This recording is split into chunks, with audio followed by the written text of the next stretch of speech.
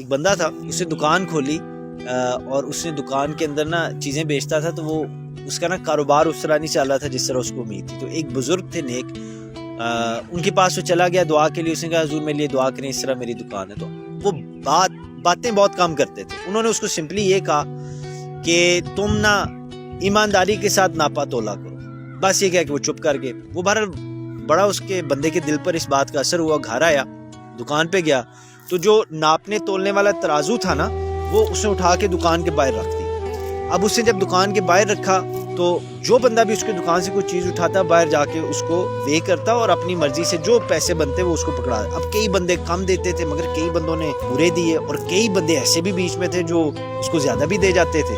تو بہرحال کرتے کرتے نا اس کا بزنس بہت آگے چلا گیا، بڑا کامیاب ہو، اتنا کامیاب ہوا کہ اب ویسے تو آپ نے دیکھے نا ترازو کے اوپر ایک طرف پتھر رکھے جاتے ہیں، اس نے وہ سونے کے پتھر بنوائے، اتنا اس کا کاروبار کامیاب ہو گیا۔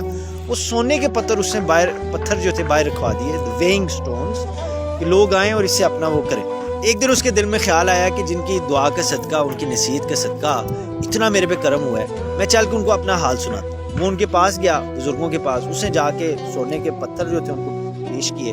اس نے کہا حضور یہ دیکھیں، آپ کی دعا سے، آپ کی نصیحت میں میں نے عمل کیا تو اللہ کا کتنا کرم اور فضل ہوا۔ آپ نے کچھ نہ فرمایا اور آخر میں صرف ایک بات کہی، آپ نے کہا کہ ان پتھروں کو جا کر، یہ جو سونے کے پتھر ہیں، پھینک دو۔ بس کہہ کے چپ کر گئے۔ وہ بندہ پریشان ہو گیا، اس نے کہا کہ یہ پتہ نہیں مجھے کیوں کہہ رہے ہیں۔ بہرحال وہ اٹھا، اس نے اسی طرح جا کے دریا میں پتھر پھینک دیے اور دکان پہ چلا گیا۔ کچھ دن گزرے، دریا کے کنارے پر پتھر جو تھے وہ سونے کے وہ پڑے ہوئے تھے۔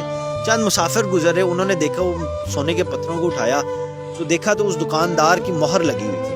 اس سمے وہ اب دکاندار بھی بڑا مشہور تھا۔ انہوں نے کہا کہ جی یہ اسی کے پاس ہے، تو اسی کے پتھر ہیں، شاید گم گئے ہوں گے، اس کو دیکھتے ہیں۔ اس کے پاس جب گئے، اس کو دیے، وہ پریشان ہو گیا۔ اس نے کہا کہ مجھے تو انہوں نے کہا تھا پھینک دو، تو یہ تو واپس آ گئے ہیں۔ تو پریشانی کی حالت میں ان کے پاس گئے، اس نے کہا حضرت آپ نے کہا تھا پھینک دو، میں نے پھینک دیے، یہ خود ہی واپس آ گئے۔